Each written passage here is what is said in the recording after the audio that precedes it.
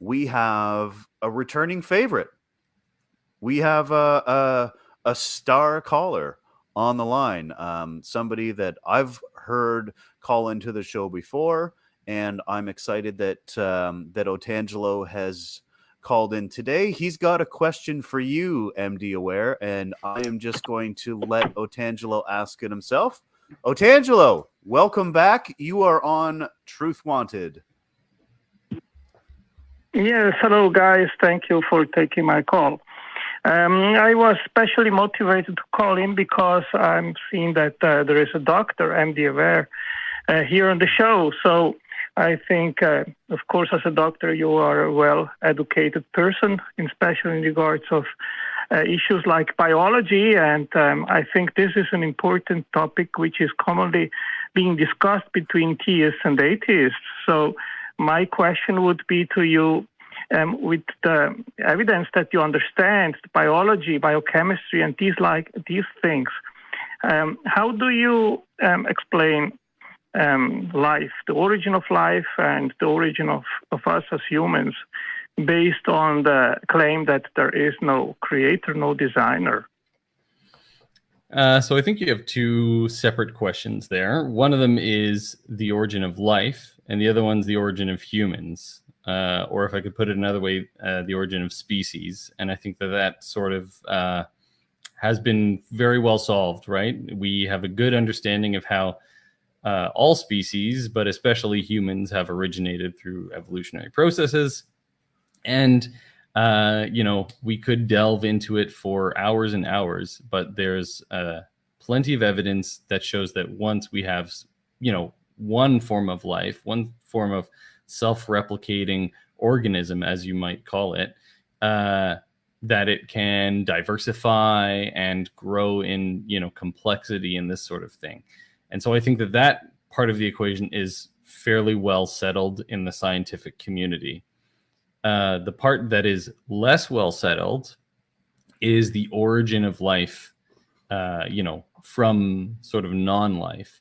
And I think we have a lot of biochemical potential explanations for it, right? There are some classic experiments that were done by Russians whose name escaped me back in like the 50s and 60s, I think, that show that you can create, under these particular environmental conditions, you can get self-replicating molecules from non-self-replicating molecules from basic building blocks.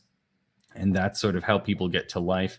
And there's a lot of hypothetical things we've found, through spectroscopy, looking at like the tails of comets in, even our solar system, that there are, organic molecules existing in space that we think, under the right circumstances, could lead to life. But the question that you're asking about, how exactly, what was the mechanism by which life originally formed? I don't think that we have the answer to that. And I don't think that that's a question that we'll be able to answer with the same scientific confidence that we can answer the question of evolution, right? We have like a lot of lines of evidence about how species evolved. And what we don't have is, evidence about what the mechanism of the first life form was at this point. And I don't know that physical evidence even exists. So I don't know that could be determined. You're kind of asking like a historical question almost. And I know that's not super satisfying, but I think that's probably the accurate answer. Yeah, I feel like I don't know is still a better answer than God did it. But Otangelo, go ahead and respond. Yeah, of course, the question comes up, when would a designer or intelligence be a more case-adequate explanation, especially in regards of the origin of life? And you are correct in saying that science doesn't have an explanation. Now, the question is, can we say, well, we don't have an explanation yet, and therefore we cannot insert God as a gap explanation just because we don't know yet? And I think that Science has moved forward a big deal in about 70 years in regarding to unravel the complexity even of the most simple cell. And science isn't even there to explain the origin of the basic building blocks of life. And there is a good reason for that, because prior to DNA replication, there was no natural selection. And that is a big So I don't think Well, I natural think selection all kind. I don't agree with some of the things you're saying there, Otangelo. So we do have evidence of how the basic building blocks can form, like specifically RNAs. We have evidence of how those can form. We have evidence of the building blocks of proteins. Those are the things that I was alluding to are found in sort of the tails of comets and things like this. So there are organic molecules that we found. And the other thing that I want to pick up on is the fact that there are experiments that have shown that it's possible to get to self-replicating molecules and therefore life-like processes through natural means. And I think that the fact that we have demonstrated that possibility makes it more likely than invoking a divine creator or a designer, because we haven't proven that that's a possibility, right? The difference between, your question was, what's the mechanism by which life did evolve? I don't know that, but I know an example of how life could have evolved. I've demonstrated that, how life could have come from non-life. We have evidence of that through natural processes. What we don't have is any incidents or any evidence to show that there's a possibility that non-life can lead to life through the intervention of a divine creator or a designer of any kind, right? One of them has a demonstration of possibility, the other one doesn't, and neither of them have demonstrations that they actually occurred. One thing I'd like to point out too is that the time that we can, Otangelo, if I could just throw this in here real quick, the time that we could maybe reasonably start to consider that God might have done it is when religion is able to push back on a scientific theory or a scientific discovery, right? Like, we had God created all the animals. Now we know that that's not true because of the process of natural selection and evolution. We have God created the heavens and the earth in 6 days, and we know that's not true because we know the earth formed from an accretion disk. We have, well, maybe then God just created the universe, and now we know that that's not the case because we have a good idea of how the universe began. And it seems like religion is constantly being forced back into these tiny gaps of things that, well, I don't know this yet, so therefore God. But I have yet to see an example of the opposite, of how a religious claim has pushed back on a scientific body of knowledge and been correct. Can you think of any? Well, you guys have raised so many issues which would have to be tackled, and that's what we do on Truth Wanted, my friend. Here. But let me address just one assertion, which was made by MD.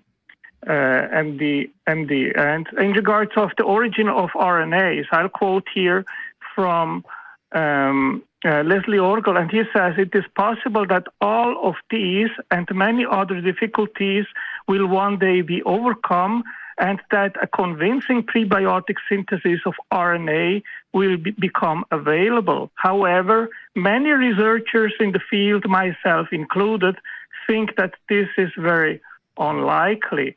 So they disagree basically with what MD just said. And I'll quote here also Eugene Tunin in the book The Logic of Chance.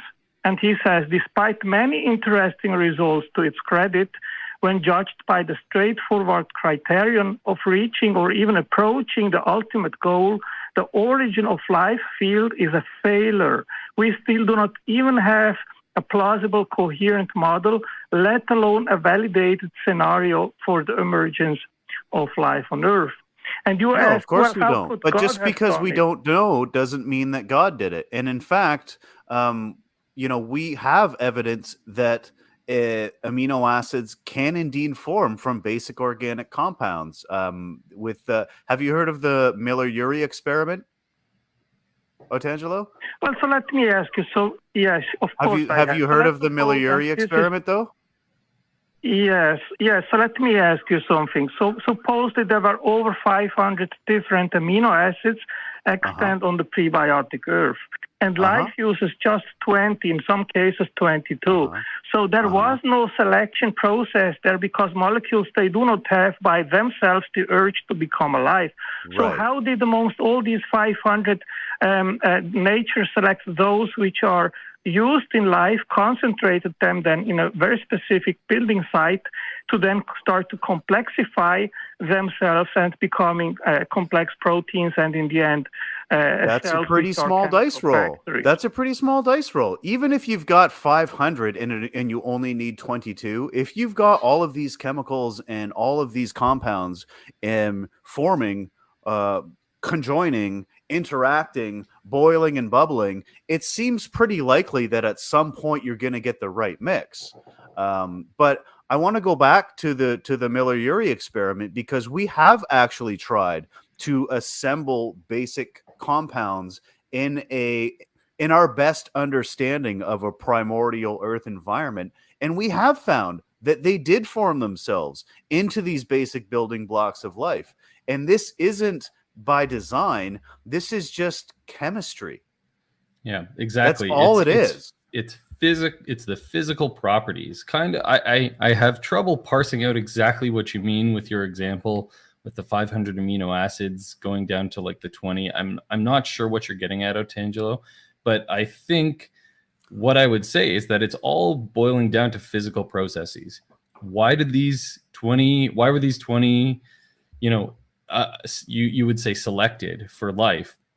They were selected through natural processes because they were the most effective ones in performing whatever task it was that led them to the ability to self-replicate because of their physical characteristics, right? It's the same way that, like, why does a piece of driftwood wash up on the beach when a rock sinks to the bottom of the ocean, right? It's because of the physical characteristics of the thing, right? A piece of driftwood is long, it's buoyant on the water, it can wash up, and it can look like, when the tide goes out, that it's left, almost like a fence looking thing up on the beach. And you might be fooled into thinking that somebody designed and put that fence there. But really, what this arose from was just the physical characteristics of the objects interacting with their environment. And it's really the same, like, kind of like we say, it's turtles all the way down. It's all just, it's all just physical things interacting by physical laws with their environment. That's at least what I would say. And the only other thing that I would challenge you on, Otangelo, is if you're going to say that God is a more likely explanation, then you have to prove God first before you can use God as an explanation for a phenomenon like the origin of life. You have to establish that God exists, the same way that we had to establish that chemistry exists. We had to establish the laws of physics and biochemistry before we could use that as an explanation for the origin of life. And so I would say that if you want to make the claim that God is the explanation for the origin of life, then you would have to do all that same work that all these physicists and chemists and biochemists have done over the past, 300 years before you can make that claim. Well, I disagree with what you said, that molecules, they could eventually interact together and then somehow complexify. And the scientific evidence is actually exactly the opposite. And I can quote you here from a science paper from Stephen Benner. We've seen it happen. Let me and give you that quote here. But Otangelo, that's simply not true, though. What can I answer to you? You can say it, but that doesn't make it so. Otangelo, listen, let's have a conversation here. I want you to go and look at this Miller-Urey experiment. We have literally observed basic compounds forming into these amino acids with no intervention whatsoever. We've seen it happen. We've documented it happening. It's been peer reviewed. Other people have tried to reproduce this and it worked. That's what science is did it work for you? Hey, let me try it. Yeah, hey, it worked for me. Hey, maybe we're onto something here. So for you to just say that it didn't happen when I've literally just given you an example of when it happened, it seems a little bit dishonest. So I mean, the other thing I would say, Otangelo, is, maybe you and I are reading different papers. Sure. It's literally my job right now to read, papers and interpret their experimental results and try to figure out what the truth is, right? And so maybe you and I are just reading different papers. So I think what the solution is what you should do is you should look up a technique called a systematic review. And that's a method of searching through all of the published literature, and you narrow your search in on a subject. And so what you could do is you could create a systematic review, conduct a systematic review of the literature using whatever, search tool that you want. Like Google Scholar is a reasonable place to start. And you conduct a search that identifies every single paper that has investigated this. And then you have to weigh up all of those after you've reviewed them all. And on balance, then you can say, well, the weight of the literature, the weight of the experimental evidence says one or the other. And I haven't done that systematic review. And I don't know if you have. I would venture to guess that you haven't, because it's a reasonably complex thing to do. But if you're really passionate about answering this question, and this means a lot to you, then I think that's your next step. Okay, can I answer now? Yeah, absolutely. Okay, so again, first of all, in that Miller-Urey experiment, there were not all amino acids synthesized. 8 have never been synthesized, like tryptophan, which is the most complex amino acid. It has never been synthesized in the lab. You have the homochirality problem and many other problems which have not been solved.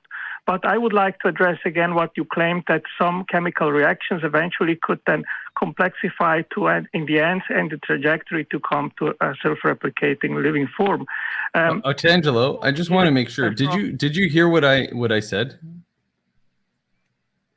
Yes, and could I please now quote just to? So I think if, regardless of what you quote, I think that the problem still remains that you and I are obviously reading different papers, right? You can quote, and I could go and look through the literature and I could quote, but until we've both done a systematic review and looked at all of the papers, then how do we know that you're not just don't happen to be coming across all of the papers that tend to support your conclusion, right? And I could be coming across and reading only the papers that support my conclusion. Because in any scientific field, there's going to be, some debate amongst scientists about the nuances of what happened. So I think, rather than going back and forth quoting papers, we need to do a proper, thorough, systematic review of all of the published experiments on this before we can draw a conclusion. Well, I quoted you from Eugene Koonin. You can look him up. He's a very respected biochemist, and he has concluded that there is no known trajectory of how life could have started after 60, 70 years of scientific investigation. And one problem, a big problem, is that systems given energy and left to themselves devolve to give useless complex mixtures, asphalts. The literature reports exactly 0 confirmed observations where a replication involving replicable imperfections, evolution emerged spontaneously from a devolving chemical system. It is impossible for any living chemical system. But that's a leap, Otangelo. You just made another leap there, though. You went from your expert doesn't know to it's impossible. And your expert can't know that because he wasn't there 4.5 billion years ago. There's no way for him to know that. And just because we haven't discovered how tryptophan originally came to be, again, it doesn't mean God did it. I don't know is still a better answer. I would say Well, we can use eliminative inductions, and when we have two possible explanations, one is intelligence and the other is no intelligence, and the no intelligence hypothesis only results in no positive end result in going to show that life from non-life by undirected means is possible, then it is logical that at a certain point you need to come to the conclusion, well, just Okay, because we Otangelo, don't know let me doesn't ask you mean that something. your answer is correct, though. Yeah, Like, let me me ask saying you, I don't know Otangelo. doesn't mean that you got it right. That's not how science works. Let me ask you, Otangelo. If so, say you're right. Currently, say just for hypothetical, that right now we don't have evidence that non-life can give rise to life. Does that mean that we can reasonably draw the conclusion that God did it? I would say no, because tomorrow I could go into the lab and do an experiment that shows that life can arise from non-life. We can't conclude that it's possible yet. My read of the literature is that we can conclude that, but you disagree. So that's fine. Until we do a systematic review of the literature and we, get a good balanced assessment, we shouldn't make a decision either way.